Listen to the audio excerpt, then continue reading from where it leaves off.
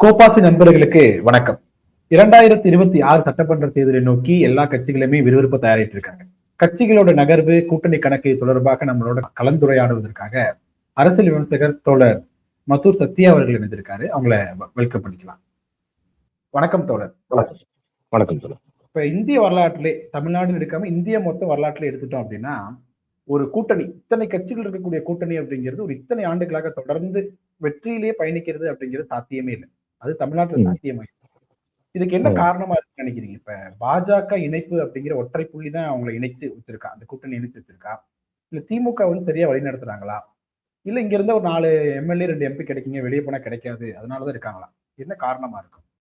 இது வந்து ஒற்றை காரணங்கிறத இந்த காம்பினேஷன் ஆஃப் ஃபேக்டர்ஸ். அதாவது நீங்க சொன்ன 2 காரணங்கள் என்ன அப்படின்னா, பாஜக எதிர்ப்பு அப்படிங்கறத இவங்களை இணைக்குது அப்படிங்கிறது கரெக்ட். ஆனா பாஜக எதிர்ப்பு மட்டுமே இணைக்கணும் அப்படின்னா உத்தரப்பிரதேச சாத்தியப்படுத்தலையே. மாயாவதி கூட்டணிக்கு வெளியே இருக்கிறாங்க. அதே போல பல மாநிலங்கள்ல வைத்த கூட்டணி வந்து உடைந்திருக்கு. அதுல இருந்து 1-2 பேர் வெளியே போயிருக்காங்க. இல்ல அந்த கட்சிகள் உடைக்கப்பட்டிருக்கு. இப்ப வந்து மகாராஷ்டிரால வந்து சிவசேனாவும் நேஷனல் காங்கிரஸ் பார்ட்டியும் 2ஆ உடைக்கப்பட்டிருக்கு. 2 கட்சியுமே, 2 பெரிய கட்சியுமே அங்க ஆட்சி செய்த கட்சிகள் உடைக்கப்பட்டு பிஜேபியில சேர்க்கப்பட்டிருக்கு. அப்ப அது மாதிரி எதுவும் இங்க நடக்காததுக்கு காரணம் என்ன அப்படின்னா, ஒண்ணு ஒற்றை புள்ளியில பாஜகவை தேர்தல் களத்தில், நம்ம வெளியே வேணாம், மொத்தமா பாஜக பாசிச அதெல்லாம் விட்டுரும், தேர்தல் களத்தில் எதிர்ப்பதற்கு இன்னைக்கு வந்து வலுவான கூட்டணி இதுவாகத்தான் இருக்குது. முக்கியமாக அதுல திமுகவின் வலுதான் இதுல வந்து எல்லாத்துக்குமான வலுவா இருக்கு. திமுகவின் வலு அப்படின்னு நான் சொல்றது வந்து கொள்கை வலு கிடையாது. நான் சொல்றது அவங்க கட்டமைப்பு ரீதியான வலு. ஏன்னா நீங்க திரிணாமுல் காங்கிரஸ் ஆகட்டும், ஆப் ஆகட்டும், எந்த கட்சியை வேணாலும் எடுத்துக்கோங்க, எல்லா கட்சிகளிலிருந்தும் கணிசமான நபர்கள் பாஜகவில் சேர்ந்திருக்கிறார்கள். காங்கிரஸ்னா நீங்க கேட்கவே தேவையில்ல. இன்னைக்கு வந்து அசாம்ல இருக்கிற சிஎம் வந்து காங்கிரஸ்காரர். அவர் வந்து பிஜேபிக்கு போய் தான் சீஃப் மினிஸ்டர் ஆனாரு. நீங்க விளவங்கோடு தொகுதியில வந்து எம்எல்ஏவா இருந்தவங்கல இருந்து சிந்தியா வரைக்கும், மத்திய பிரதேச சிந்தியா வரைக்கும் காங்கிரஸில் முக்கிய நபர்கள் கருதப்பட்ட பல பேர் வந்து எம்எல்ஏல இருந்து யூனியன் மினிஸ்டர் வரைக்கும் எல்லாமே வந்து பிஜேபிக்கு போயிருக்கிறாங்க. அப்படின்னும் போது திமுக ஒரு கட்சியில் தான் எவ்வளவோ அழுத்தங்கள் போட்டோம், இடி ரைடு, ஐடி ரைடு எல்லாம் விட்டோம், அந்த கட்சி வந்து உடையாம, 2ஆ பிளவுபடாம, இல்ல அந்த கட்சியில இருந்து முக்கிய நபர்கள் பிஜேபிக்கு போகாம இருக்கிறாங்க. அப்ப அந்த உறுதியின் தலைமையில ஒரு கூட்டணி அமையும் போது அது வலுவான கூட்டணியாக இருக்கிறது. இன்னொன்னு, இந்த கூட்டணிக்கு வலு சேர்ப்பது இந்த தேர்தல் கட்சிகள் இல்ல உள்ள இருக்கிற கூட்டணி கட்சிகளை தாண்டி வெளியில் இருக்கும் இயக்கத்தவர்கள். அதாவது 2019க்கு முன்னாடி வரைக்கும் தேர்தலை புறக்கணித்த பல இயக்கத்தை சேர்ந்தவங்க, இல்ல பாசிசத்தை வீழ்த்த வேண்டும் என்றால் தேர்தலுக்கு வெளியே வீழ்த்துவதை தாண்டி தேர்தலுக்குள்ளும் ஒரு பகுதி அளவு வெற்றியாவது வேணும். அவன் வந்து அவனை ஆட்சியை கவுத்துலையோ இல்லையோ, ஒரு 50 சீட்டாவது அவனை குறைச்சா கூட நம்மளுக்கு வந்து அது நம்ம காரியத்தை சுலபமாகும்னு இந்த கூட்டணிக்கு அவங்களும் வலு சேர்த்திருக்கிறாங்க. இதனாலதான் இந்த கூட்டணிக்குள்ள இருக்கிற முரணை வெளிப்படையா பேச முடியுது. இப்ப கம்யூனிஸ்டுகளுக்கும் திமுகவுக்கும் பல விஷயங்கள்ல வந்து முரண் இருக்கு. தொழிலாளர் சட்டம்ல பெரிய முரண் இருக்கு. விசிகாவுக்கும் திமுகவுக்கும் இடஒதுக்கீடு, அதுல இருக்கிற உள் ஒதுக்கீடை பத்திய பெரிய முரண்கள் இருக்கு. விசிகாவுக்கும் கம்யூனிஸ்டுகளுக்கும் முரண் இருக்கு. இது மாதிரி எல்லா கூட்டணி கட்சிகளும், காங்கிரஸுக்கும் திமுக விசிகாக்கெல்லாம் கேட்கவே தேவையில்ல, மாநில சுயாட்சியை பற்றிய பல விஷயங்கள் வந்து முரண் இருக்கு. ஆனா இந்த முரண்களை வெளிப்படையாக பேசி இதுதான் எங்களுக்கு முரண், ஆனா நாங்க இதுலதான் ஒன்றுபடுறோம், நாங்க வந்து என்இபி எதிர்ப்பதில் முரண்படுறோம், என்இபி நேஷனல் எஜுகேஷன் பாலிசி எதிர்ப்பதில் உடன்படுறோம், சிஏஎன்ஆர்சியை எதிர்ப்பதில் உடன்படுறோம், வக் சட்டத்தை எதிர்ப்பதில் உடன்படுறோம் அப்படின்னு சொல்லி இவர்களுக்குள்ள இருக்கிற உடன்பாடு என்ன, முரண்பாடு என்னன்னு வெளிப்படையா பேச முடியுது. ஆனா இன்னைக்கு அதிமுக பாஜக கூட்டணி அப்படி பேச முடியாது. அதிமுக சொல்லுமா நாங்க நீட் ஆதரிக்கிறோம்னு சொல்லுமா, பாஜக கூட்டணியில வச்சுக்கிட்டு? அதிமுக சொல்லுமா நாங்க வேளாண் சட்டத்தை எதிர்க்கிறோம், சிஏ எதிர்க்கிறோம் சொல்லுமா? அப்ப இது போல எந்த மக்களுக்கு இந்த கொள்கை உடன்பாடு முரண்பாடை வெளிப்படையாக சொல்ல முடிந்த காரணத்தினால் இவங்க கடந்த 10 வருடங்களாக அதை வலுப்படுத்துறதுக்கு மக்கள்கிட்ட பிரச்சாரம் பண்ண முடியுது. ஆமாண்டா நாங்களாம் வேற கட்சி, ஆமா எங்களுக்குள்ளே கூட அடிச்சுப்போம், ஆமா எங்களுக்கு எதிராக இப்ப திமுக எதிராக போராட்டம் பண்றது யாரு, அதிமுக பண்ணுதா இல்ல சிபிஎம் சிபிஐ விசிக பண்ணுதா? இந்த 3 கட்சிகள் தான் எதிர்கட்சி வேலையும் பாக்குறாங்க. அப்ப இந்த கூட்டணி வலுவாக இருப்பதற்கு 3 காரணம் என்ன அப்படின்னா, பாஜகவை எதிர்த்து உடையாம இருக்கிற திமுகவின் தலைமை, அப்புறம் கொள்கைக்காக தேர்தலுக்கு வெளியில் இருப்பவர்களும் சேர்க்கும் வலு, எதிர்க்கட்சியின் வேலைகளை கூட்டணி கட்சிகளே பார்ப்பது. இப்ப வலுவான ஒரு எதிர்க்கட்சி இருந்திருந்து அதிமுக வலுவாக செயல்பட்டு கொண்டிருந்து திமுகவுக்கு எதிரான போராட்டங்கள்ல இவங்க எடுத்துக்கிட்டு இருந்தாங்க அப்படின்னா, அங்க சிபிஎம் சிபிஐ விசிக எடுக்கிற போராட்டங்களுக்கு தாண்டி அது வலுப்பெற்று இருந்தால் இந்த கூட்டணி உடையறதுக்கு ஏதாவது ஒரு வாய்ப்பை கொடுத்திருக்கலாம். அது இல்லாம போச்சு. ஏற்கனவே இவங்களுக்கு மக்கள் நல கூட்டணியில அனுபவம் இருக்குது. திமுக அதிமுக இரண்டுக்கும் வெளியே இருந்து போட்டியிட்டால் மக்கள் மத்தியில் எந்த அளவுக்கு கொண்டு சேர்ப்பதில் சிக்கல் இருந்ததுன்னு இவங்களால பார்க்க முடிஞ்சது. இந்த அனுபவங்கள் தான் இந்த கூட்டணிக்கான காரணம் அப்படின்னு பாக்குறோம். இப்ப இது நான் வந்து என்ன புரிஞ்சுக்கிறேன் அப்படின்னா, மக்களோட ஈஸியா கனெக்ட் ஆகுது. இப்ப தமிழ்நாட்டுல நேச்சுரலாவே வந்து இந்த பிளவுவாதத்துக்கு எதிரான மக்கள் மனநிலை வந்து இருக்கு. இதை வந்து நேராவே இந்த திமுக கூட்டணி வந்து பிரதிபலிக்கிறது. அதனால மக்கள் இந்த கூட்டணி இவ்வளவு நாள் இருந்தாலும் தடுப்பு இல்லாம தொடர்ந்து வாக்களித்து தொடர்ந்து வெற்றி பெற்றுட்டே இருக்காங்க. 2026 தேர்தலையும் அது கண்டினியூ ஆக போகுது அப்படின்னு எடுத்துக்கலாம்.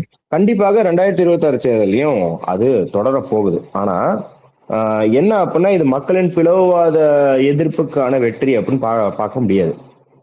ஏன்னா மக்கள் வந்து இப்ப நீங்க வந்து ஓரளவுக்கு வந்து மக்கள் இங்க பிஜேபி எதிர்ப்பு இருக்கு, பிஜேபி துவக்கம் இருக்குன்னு மக்கள் யோசிக்கிறாங்க, அதெல்லாம் ஓகே. ஆனா பூத்துக்கு போகும்போது மக்கள் என்ன யோசிப்பாங்க?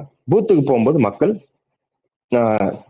எனக்கு எலக்ட்ரிசிட்டி, மின்சாரம், குடிநீர், என் பையனுக்கு பொண்ணுக்கு வேலை கிடைச்சதா, இதை பத்தி தான் மக்கள் யோசிப்பாங்க இல்லையா? மக்களுக்கு வந்து ஏற்கனவே இருக்கிற சுமையில, ஏற்கனவே இருக்கிற கடன் தொல்லையில, ஏற்கனவே இருக்கிற மருத்துவ செலவுகள்ல உட்காந்து நாட்டை காப்பாத்துறதுக்காக மக்கள் யோசிச்சு போய் வாக்கு போட்டுக்கிட்டு இருக்க மாட்டாங்க.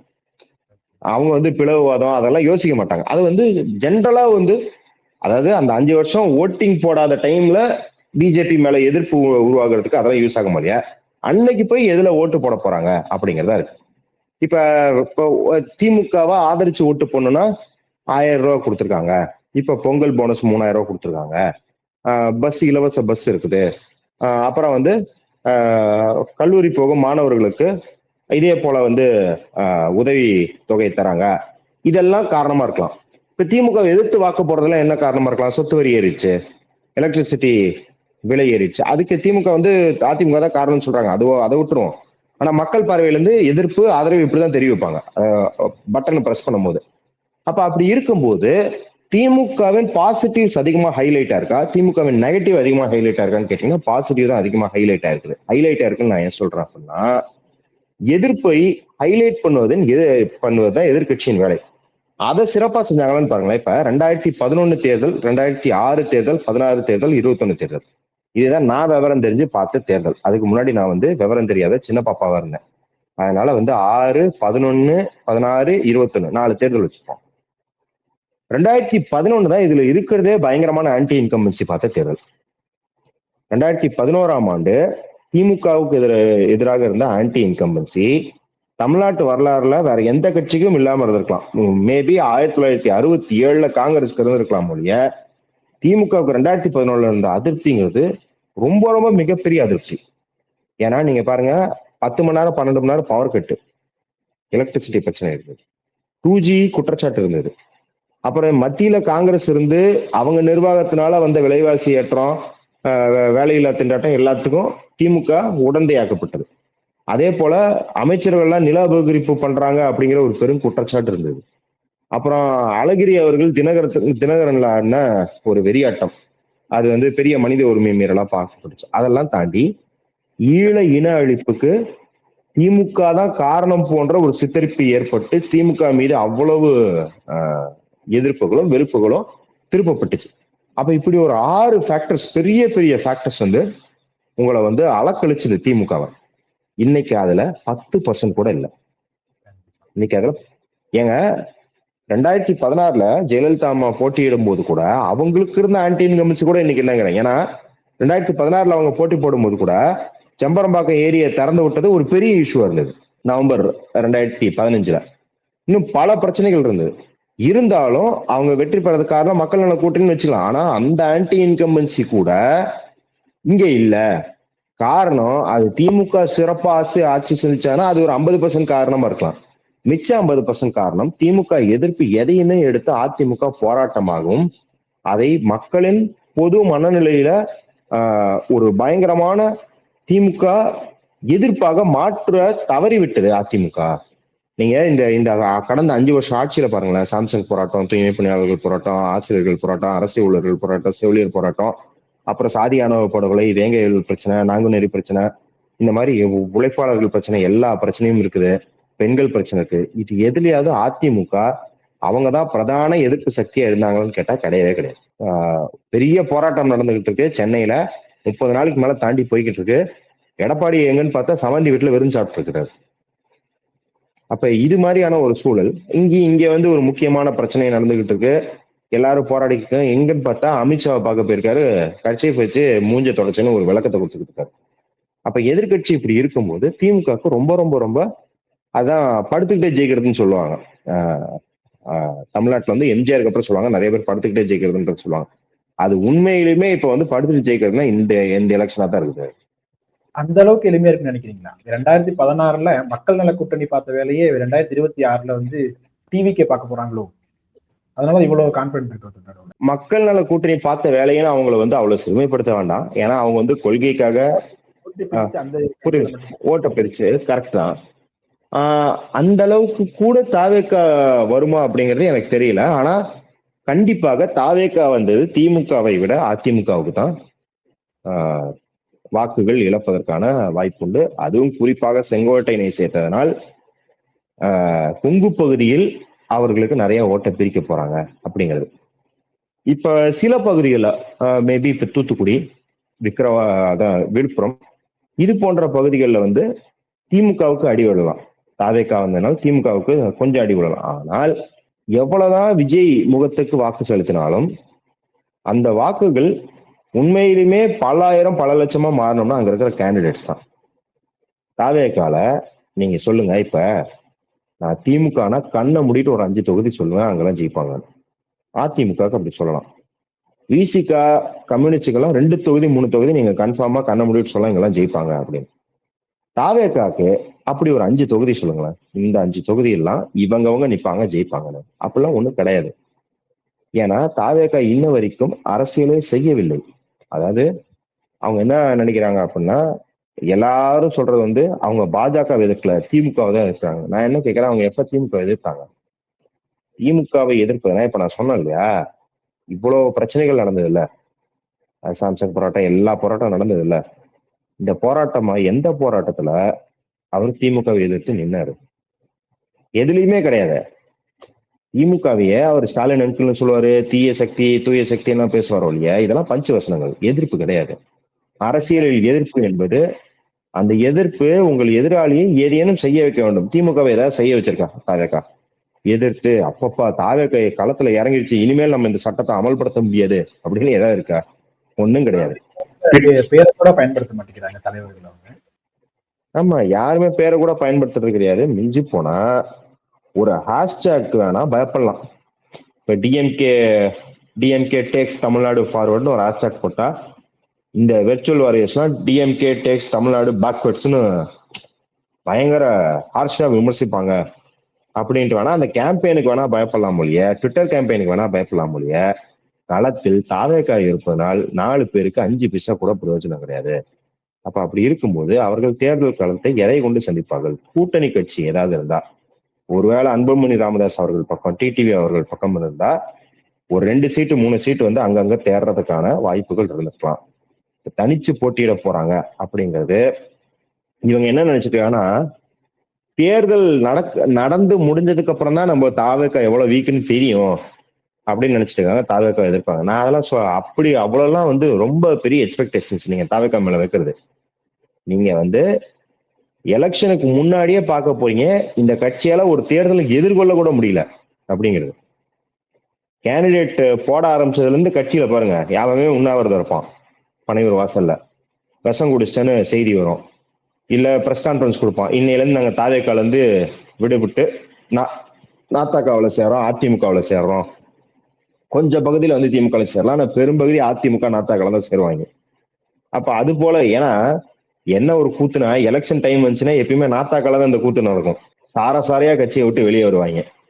வெளியே வந்துட்டு பிரஸ் கான்ஃபரன்ஸ் போட்டு அப்பதான் என்ன சொல்லுவாங்கன்னா, இப்ப ஏதோ பிரச்சனையே வெளில வந்த மாதிரி சொல்ல மாட்டாங்க. எங்க 7 வருஷமாவே பிரச்சனை இருந்துச்சு, இருந்தாலும் தமிழ்நாடு தமிழருக்கு என்ற ஒற்றை நோக்கோட அவரை பொறுத்துக்கிட்டு பயணிச்சோம். ஆனா அவர் அந்த ஆள் வந்து ஒரு கெட்ட கெட்ட வாரத்தில் திட்டுவாங்க. அந்த ஆள் ஒரு குடிக்காரன், அந்த ஆள் ஒரு பொறுக்கியா இப்பெல்லாம் திட்டுவாங்க சீமானை போட்டு. திட்டிவிட்டு அப்புறம் பார்த்தா எல்லா யூடியூப் சேனல்ல உட்காந்து பேட்டி கொடுப்பாங்க. எப்படி எல்லாம் இவர் வந்து ஏமாத்தினாரு. இந்த பினாமினன் அது வந்து 7 வருஷம் 8 வருஷம் கேப்ல வந்து நாத்தாக்கள் நடக்குது. நீங்க ஒவ்வொரு தேர்தலும் எடுத்து பாருங்க, நாத்தாக்கள் நடந்திருக்கும். பல மாவட்ட செயலாளர்கள் எனக்கு போடல, என் பொண்டாட்டிக்கு போஸ்ட் போடல அப்படிலாம். இப்ப சிவகங்கையில ஒரு மாவட்ட செயலாளர் வந்தால என் மனைவிக்கு போஸ்டிங் கொடுக்க சொன்னா அதை தாண்டி அந்த மாதிரி. ஆனா கட்சி ஆரம்பிச்சு 2 வருஷத்துக்குள்ள இவ்வளவு பேர் வெளியே வந்து பேட்டி கொடுக்க போறது நீங்க வந்து தாவேக்கால தான் வந்து எலெக்ஷன் டேட் அனௌன்ஸ் பண்ணதுக்கு அப்புறம் கேண்டிடேட்ஸ் அனௌன்ஸ் பண்ண அப்புறம் பார்க்க போறீங்க. அவ்வளவு கடுமையாக எனக்கு எல்லாரும் என்ன நினைச்சிட்டு இருக்காங்க, எல்லாரும் வந்து அரசியல் அப்படின்னா எனக்கு நான் ரீல்ஸ் போடுறேன், எனக்கு டெய்லி 50,000 வியூஸ் வருது, நான் எம்எல்ஏ ஆகக்கூடாதா அப்படிதான் அவன் நினைச்சுக்கிட்டு இருக்கான். ஏன்னா அதைத்தான் நீங்க அரசியல சொல்லி கொடுத்து பொதுச் செயலாளர் சொல்றாரு டிஎம்கே போட்டா 19 பேர் தான் பாக்குறாங்க, இவங்க போட்டா 5 கோடி ரீல்ஸ் போகுது அப்படின்னு பேசிட்டு இருக்காரு. அதான் வந்து நிறைய பேர் இப்ப தமிழ் அறிவு மணியின் சில பேட்டியெல்லாம் வந்து 2019 வந்து பல லட்சம் வியூஸ் எல்லாம் போயிருக்கும். ஏன்னா அவர் முன்னாள் முதலமைச்சர்கள் பத்தில அதை திட்டி இருப்பாரு. அதனால தமிழ் அறிவு மணியன் எங்க இருக்கிறாரு, அரசியல எத்தனை ஸ்டேட்டுக்கு சிஎம் இருக்கிறாரு. அப்ப வியூஸ் வச்செல்லாம் கணக்கு போட்டா வாட்டர்மெலன் சார் தாங்க இன்னைக்கு சீஃப் மினிஸ்டர் ஆகணும். அப்ப அப்படியெல்லாம் நீங்க பார்க்க முடியாது. முதல்ல வியூஸ் ஏத்துறவன் எல்லாருமே வந்து ஓட்டு போடுவானா? எல்லா சின்ன பசங்களாம் உட்காந்து பார்த்துட்டு இருப்பாங்க. பங்களாதேஷ்ல இருந்து பெய்டு வியூஸ் இருக்கும், வியட்நாம்ல இருந்து பிலிப்பைன்ஸ்ல இருந்து பெய்டு வியூஸ் எல்லாம் இருக்கும். இதெல்லாம் வச்சுக்கிட்டு அதாவது எவ்வளவு சிறுபிள்ளைத்தனமா அரசியல் பேசிக்கிட்டு இருக்காங்க. இது என்னமோ டபிள்யூ கார்ட்ஸ் விளையாடுற சின்ன பசங்க மாதிரி வியூஸ் கார்டை வச்சு விளையாட்டு இருக்கிறது அப்படிங்கறதுலாம் வந்து அபத்தமானது. இது ஆனா இதுக்கு நம்ம ரொம்ப இந்த நம்ம மக்கள் என்ன பண்றாங்கன்னா ரொம்ப மெனக்கெட்டு அவங்களை எதிர்க்கிறது அப்படிங்கிறாங்க. நான் என்ன கேட்கறேன்னா, ஏன் இவ்வளவு கஷ்டப்படுறீங்க? 3 மாசம் தான் அவங்க அரசியல் கால அவகாசம். நீங்க வந்து 20 வருஷம் 30 வருஷம் அரசியல் பேச போறீங்க இதுக்கப்புறம். அவங்க 3 மாசம் தான். எதுக்கு உங்க எனர்ஜியை வேஸ்ட் பண்ணிக்கிட்டு இருக்கீங்க? மாறாக நம்ம வந்து தாவேக்காவை பார்த்து என்ன தெரிஞ்சுக்கணும்னா, சமூகத்தில் இளைஞர்கள் இப்படி தவறாக வழிநடத்தப்படும் அளவிற்கு இளைஞர்கள் வந்து வல்னரபிளா இருக்கிறாங்க, இவ்வளவு வலிமை இழந்து இருக்கிறாங்க, இளைஞர் சமூகம்ன்றது இவ்வளவு அரசியலற்றதாகவும் வலிமையற்றதாகவும் இருக்குதுன்னு பார்த்துட்டு அதை சரி செய்ய நம்ம ஏதாவது வந்து லாங் டேர்ம்ல தான் திட்டம் போட முடியும். இந்த எலெக்ஷன்ல நீங்க வந்து அப்படியே இறங்கி தாவேக்காவை வந்து மேனேஜ் பண்ணணும் அப்படிங்கறதெல்லாம் யாருக்குமே அது ஒரு பெரிய தலைவலியா இருக்க போறதில்ல. தாவேக்காக்கு தலைவலி தாவேக்கா தான். நான் வந்து முந்தா நாள் டிவி டிபேட்ல கூட சொல்லியிருந்தேன், தாவேக்காக்கு எதிரி ஏடிஎம்கேவோ பிஜேபியோ டிஎம்கேவோ விசிகேவோ கம்யூனிஸ்டோ காங்கிரஸோ கிடையாது. தாவேக்காவுக்கு முதல் பெரும் எதிரி அப்படிங்கிறது ஆதவர்ஜுனா தான். அவரை வந்து இன்னும் 10 மேடையில பேச விட்டீங்க அப்படின்னாலே கட்சி வந்து உடஞ்சு விழுந்துரும். இன்னொன்னு என்னால ரொம்ப உறுதியாக சொல்ல முடியும், ஆதவர்ஜுனாவின் மண்டவிங்கித்தனத்தினாலதான் இன்ன வரைக்கும் எந்த கூட்டணியும் அமையல. ஏன்னா அவர் விசிகால இருந்து அதிமுக பேசினாரு, தாவேக்காட்ட வந்துட்டு அதிமுக பேசினாரு. ஒழுங்கான நேரத்தில் கூட்டணி அமைத்து ஒரு 60 சீட்டு 70 சீட்டுன்னு வாங்கி, சரி அதாவது அதிமுக வந்து துணை முதலமைச்சர் வரைக்கும் தரது கூட தெரிஞ்சுங்க, விஜய் தம்பி துணை முதலமைச்சர் ஆகட்டும்ன்ற அளவுக்கு கூட அதிமுக ஓப்பனா இருந்துச்சு. ஆனா நீங்க வந்து 2.5 வருஷம் நாங்க முதலமைச்சர், 2.5 வருஷம் நீங்க முதலமைச்சர், அதுலயும் முதல்ல 2.5 வருஷம் நாங்க தான் இருக்கணும்னு கேட்டா, 32 வருஷம் ஆட்சி செஞ்ச கட்சி 4 வருஷம் அந்தாலே வந்து முதலமைச்சரா இருந்திருக்கிறாரு. இதெல்லாம் கொழுப்பு இல்லையா அதெல்லாம்? அப்ப இந்த கொழுப்புக்கு காரணம் யாரு? இந்த கொழுப்பை வந்து ஊதி பெருக்கிறது யாரு? அரசியல் மேடைகள்ல வந்து எல்லாத்தையும் எடுச்சிருந்து பேசினா நீ பெரிய கெத்துன்னு நினைச்சுக்கிறது யாரு? சட்டையை பிடிச்சி அடிச்சுக்கணும்னு சொன்னா எல்லாருக்கும் வந்து நீ பெரிய வந்து டானா தெரியவன்னு நினைக்கிறது யாரு? ஒரு ஆம்பளையா இருந்தா சண்டைக்கு வாடா அப்படின்னு இந்த 13 வயசு பசங்க எல்லாம் ஸ்கூல்ல வந்து பேசிப்பாங்க. அந்த ஒரு மனநிலையில் அரசியல் செய்து கொண்டு இருக்கும் ஆதவர்ஜுனா தான் வந்து தாவேக்காவுக்கு ஒரு பெரிய பின்னடைவு அப்படின்றத நம்ம பாக்குறோம்.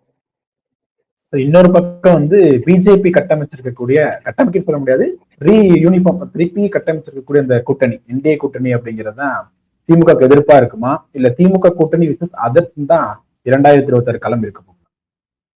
இல்ல, திமுக கூட்டணி விசஸ் அதர்ஸ் தான். ஏன்னா திமுக கூட்டணி நான் முன்னாடியே சொன்ன மாதிரி அவங்களோட ஓட்டர் பேஸுங்கிறது வந்து அவங்க 10 வருஷமா வந்து குரூம் பண்ணிட்டு வராங்கன்னா இந்த கூட்டணியோட லாஜிக்கு தான், இந்த கூட்டணியோட உடன்பாடு தானே 10 வருஷமா அந்த பேஸுக்கு சொல்லிட்டு இருக்காங்க. அந்த பேஸ் வந்து சில வெற்றிகளையும் காட்டிருக்கிறாங்க. சில வெற்றிகள் அப்படின்னா, இப்ப கம்யூனிஸ்டுகள் விசிகாக்கு திமுக மேல விமர்சனம் இல்லையா?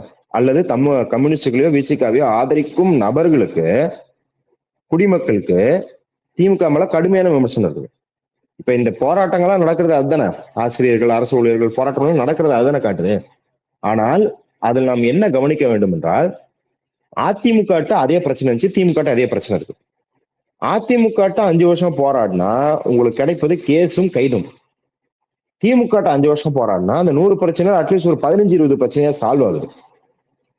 இது திருப்பியும் திமுக நல்லாட்சி செய்யுது அப்படிங்கறத தாண்டி இந்த கூட்டணிக்கான பலம் அப்படியாக இருக்குது. அப்ப அப்படி இருக்கும்போது பாருங்க, 100ல 0 வாங்குறது நம்மளுக்கு ஏதுவானதா அல்லது 20 வாங்குறது ஏதுவானதுன்னா 0க்கு 20 பெட்டரு. இந்த 20 வச்சுட்டு நாளைக்கு அதை 40 ஆக்க பார்ப்போம் அப்படின்னு ஒரு வளர்ச்சி பாதையை காட்ட முடியும் அவங்களால. வளர்ச்சி பாதைனா நம்ம மக்களுக்கான இந்த வளர்ச்சி சொல்ல, உட்கட்டமைப்பு வளர்ச்சி, பொருளாதார வளர்ச்சி சொல்ல, நம் போராட்டங்களில் திமுகவை அழுத்தம் கொடுத்து மாற்றம் செய்ய வைப்பதில் ஏற்படும் வளர்ச்சி அப்படின்னு இருக்கு. அப்ப அப்படி இருக்கும்போது இதை அவங்க உறுதியா மக்கள் கிட்ட கொண்டு போய் சேர்த்துட்டாங்க. இன்னைக்கு கம்யூனிஸ்டுகள் ஸ்ரீபெரும்புதூர்ல இந்த இந்த இடத்துல இருக்கிற ஃபேக்டரிலாம் என்ன பிரச்சாரம் செய்வாங்க பாருங்க. நம்மளால சாம்சங்ல போராடி யூனியன் வாங்க முடிஞ்சது.